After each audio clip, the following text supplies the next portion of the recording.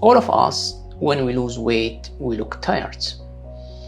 And this is a big issue for all of us. Why? Because the last area that we want to lose fat from it's the first area that usually we lose fat from it, which is our face. We lose some weight, we look tired from here, our skin becomes very saggy.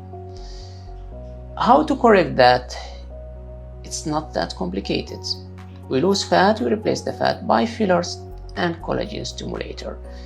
We are not talking about volume, we are not talking about lifting, we are talking about looking normal or not looking tired by just replacing the fat that you lost by some fillers and collagen stimulator. It's very safe, it's very natural, and you can lose your weight safely without looking tired.